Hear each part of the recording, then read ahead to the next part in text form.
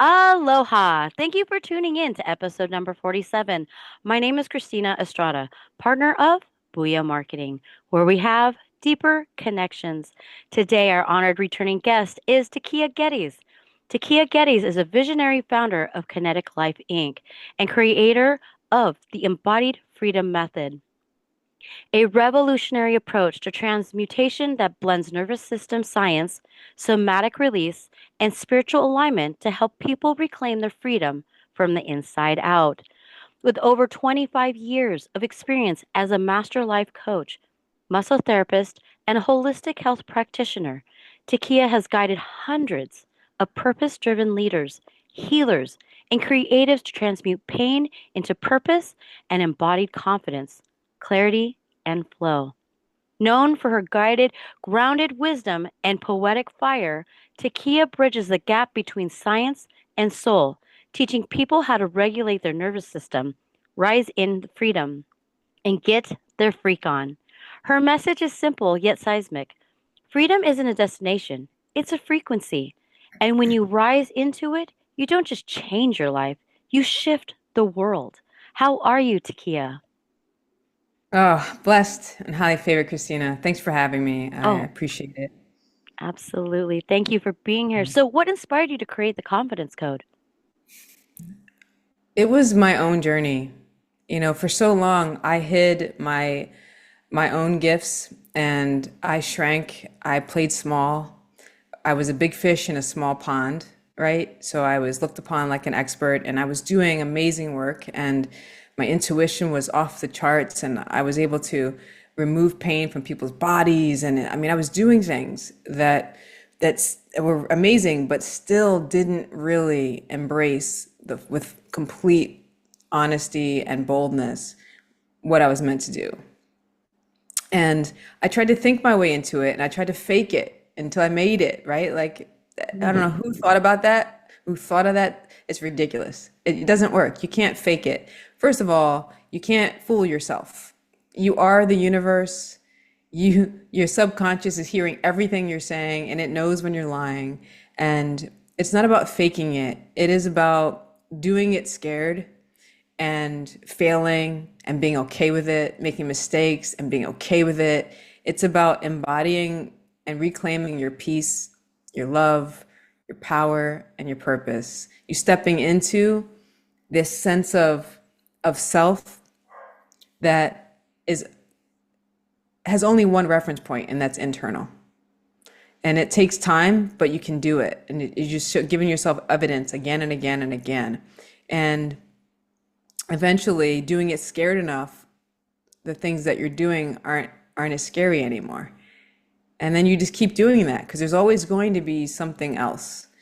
But what has to happen along the way is that, and what happened for me was that every time I took another step, I owned it and I let go of what was in the way. And then I took another step. I owned it.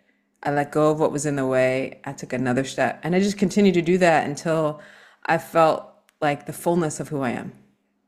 Mm, wow, that's big. So, how does this masterclass differ from traditional confidence trainings or mindset workshops? I would say that a lot of trainings focus on affirmations and trying to hack people's behavior, but behavior is such a shallow entry point into transformation that I know that it doesn't stick. Changing your behavior is just almost like the outcome or the symptom of something far deeper that's happening within someone that is causing them to act that way. And if the behavior isn't giving you the results that you want, then it's really worth the inner investigation to find out what it is. And so neurosomatic recode is a combination of many modalities that help people to, on many levels, let go of what's in the way from this energetic, embodied place. So that in your physicality and your mental and your emotional, and even in your spiritual bodies, we have patterns and we have epigenetic patterns. And we need to often create space before we can even take on deeper work to get to the things that are underneath the behavior. So I use modalities that move energy, so they create space for you to have some room for some clarity about what is actually underneath. And then there is I use also things like transformational coaching techniques, super conscious recode, which is one of my favorite modalities. I use them strategically because for everyone that comes across my path has a story that is different and unique, and they need a little bit of a different approach. And but in a container, in a group setting, I can offer a very rich environment where everyone can get the thing that they need in that moment by having modalities that go beyond the mind, Hmm. right? So it's not something that you have to think about a lot. And everything I do is always very experiential versus cognitive. We get the cognitive mind on board because it's essential that all aspects are on board, but we don't stay there. And I think that's a big difference. I think change happens in the body, and people have to master the reading of their own body's language in order to understand what's happening, so that shifts can be embodied. And that's the sandwich that I make, from that creating space to embodiment that's missing, because you can go through transformation and then you can fall back into habits and patterns because of your environment. It's very easy to do. You cannot adopt the habits that are necessary to keep you in consistency in this transformed path. And so you need embodiment so that you become the thing that you are creating, and the values and habits get established and are carried forward. So you often say confidence is something that you fake. It's something you embody. What does that mean? Yeah, so we kind of touched on it earlier because, when you embody it, your body believes you. Hmm. When you fake it, you're lying. That's just right. It's just true. You're lying. And you don't believe you, then who else is going to? And it affects everything that you do. The energy of that doubt Hmm. is in everything that you produce.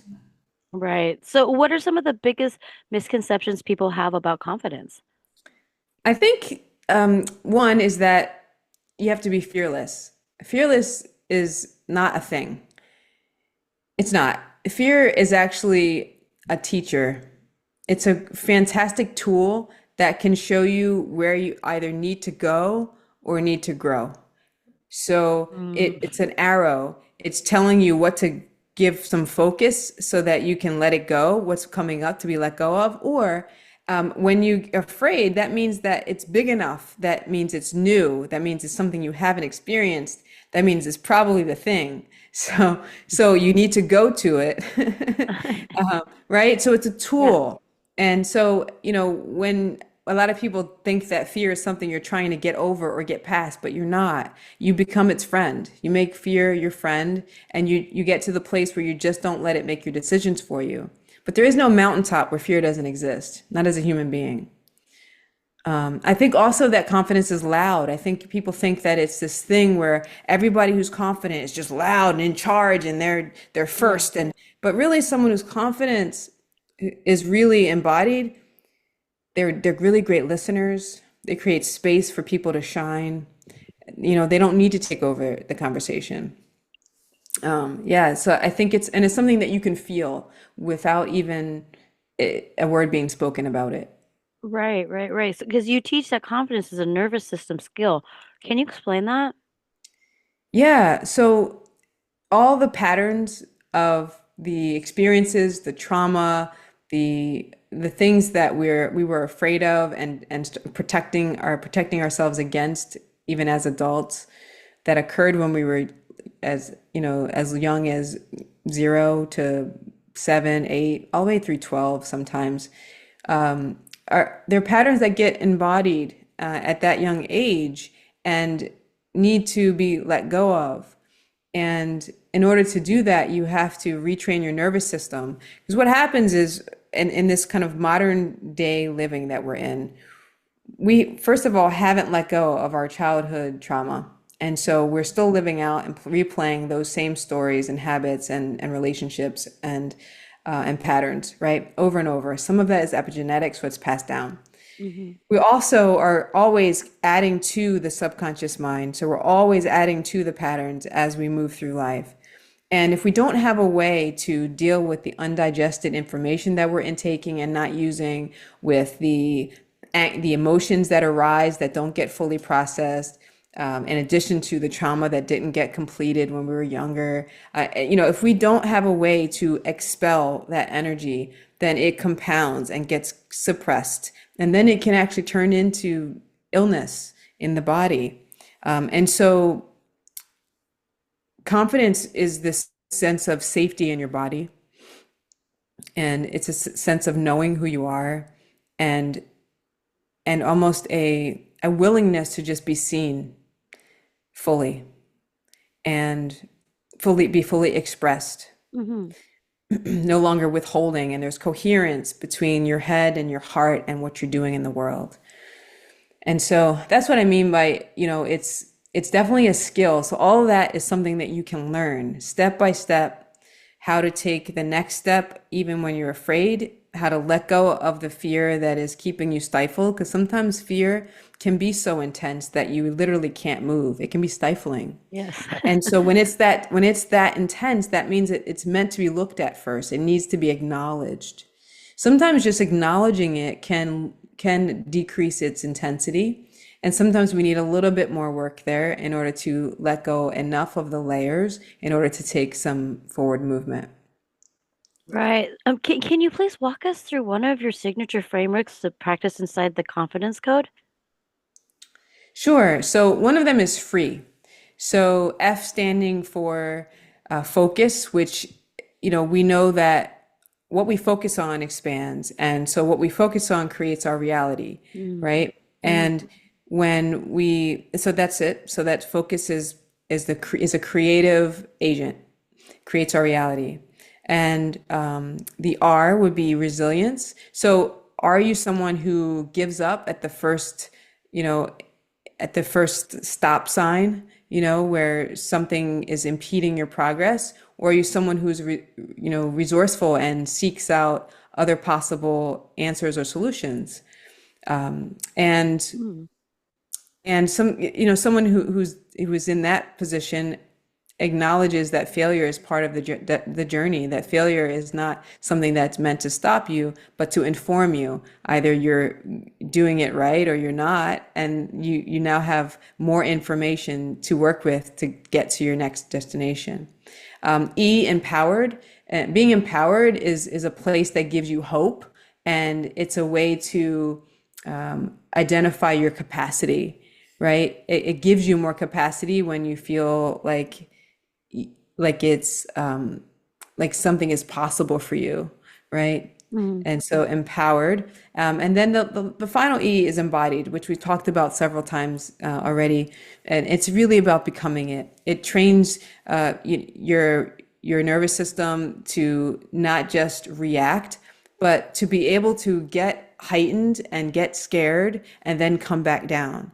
So what I started to mention earlier was that a lot of people are stuck in that fight or flight state. Mm. So we have all the time emotions arising, we get angry, and then we sit in the car and we drive to work and we sit at work. And then we come back in the car and we sit in the car, and then we get home and we sit, right? So you get the idea. There's no running any longer from a lion when we get scared, right? So that Mm. cortisol that gets released in that fight or flight cycle just sits in your system and deteriorates it. It impedes their natural hormonal balance. Just it has a slew of effects, but being in a heightened state of fear consistently starts to degrade your health and your decision making, et cetera, et cetera. Wow. Yeah. So what kind of transformations have you seen from people who go through your process? I've seen many, so many. I would say that some of the highlights have been people who were in deep anxiety uh, and overthinking, actually moving into a place of calm and presence and momentum. And I can't tell you that how profound that can be, Oh yeah. because nothing gets created when when you're feeling anxious, but everything is possible when you're calm and centered, and when you're in a place that you can receive messages and information, and you can see things as they are versus as you are. Absolutely. 110% I agree. Was there a time in your life when you had to recode your own confidence? And what changed after that? There was. I actually, some of the other profound changes though I wanted to share were like, I think because this one spoke to me the most. I just want, before we head on to that next question, because entrepreneurs, I have a hard go of it sometimes, because it's a lot to take on a journey of entrepreneurship. You have to be brave and resilient and resourceful. Hmm. And, and so a lot of my clients have been entrepreneurs, and to be willing to finally share their message, to raise their prices, and to create something from nothing is what I've seen, and what I'm probably most proud of, and helping people to create lives that really matter to them. Right. So you asked me about my own confidence, right? Yes. I would say probably even that. Like when I first moved to Florida, I didn't have anything. That was, a little over a decade ago. Like I had left a job that I was still coaching in. I was coaching, but even at my corporate job, and and and so I had been coaching for a while. Then I took this job coaching, and then I made another go of it as an entrepreneur, and finally launched my business, completely separate from any other entity. And I think that leap, like really being brave enough to like not take clients that are being fed to me, like taking a comfy, consistent income where clients are being fed to me, to then out here in the sea of the world, and really making a way for myself and making a brand for myself. Trusting myself enough to do that was one of the biggest decisions that required my confidence. Mm, that's wonderful. So it really changed after you're doing the recode of your confidence.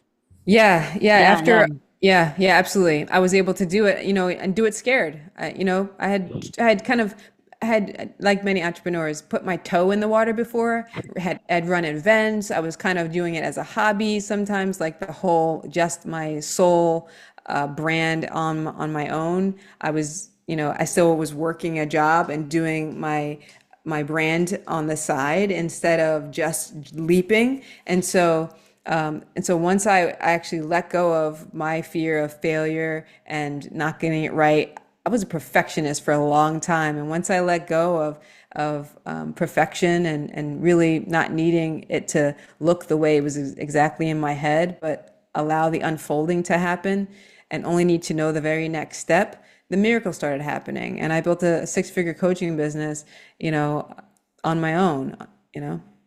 Wow, that's amazing. So who is this masterclass for? It's for leaders, it's for creatives, it's for healers, it's for people, really anyone who's tired of shrinking and second guessing themselves. If you're someone who is ready for their next level and they just feel like something's holding them back, this is the place for you. Confidence is actually something you can learn to do and be, and do in the world in a way that leaves your gifts a trail of positive and impactful change in the world. Yeah, so anyone who needs more clarity and really needs help stepping up and raising the bar on their life. Wonderful. So what will someone walk away with after attending? The ability to take the action that they couldn't before they joined. They'll have a sense of strength and power within themselves. They'll have insights and understanding about how and they operate internally, and how they can navigate forward. They'll have momentum, and I think most of all, there'll be a grounded sense of self-trust that they have been yearning for. Wonderful. So, how can people join or learn more? We're going to put a link to the masterclass, which is free, in the captions down below, and people can just join the masterclass. The next one is in December. We'll post the dates for you, but yeah, I do the masterclass on Thursdays, and it's about 90 minutes of the kind of space that when you enter it, you start to understand why you've ended up feeling stuck, and you will understand how to move forward by the end.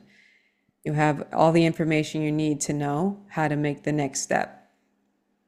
Wonderful. Well, mahalo nui loa, Takiyah, for your time. Any Okay. parting words would you like to say to the viewers? Mm.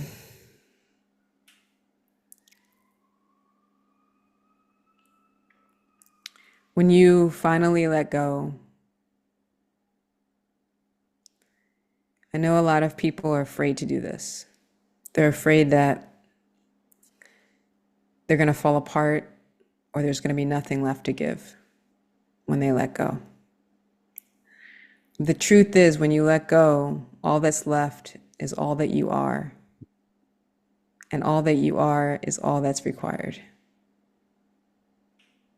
That is powerful, powerful. Mahalo. I will put Takiyah Gettys' information down below in the description box. Please click the subscribe, notification, thumbs up. If you'd also like to donate to the channel, we appreciate it. It helps us build our content. My name is Christina Estrada, partner of Booyah Marketing. A hui ho. Until we meet again.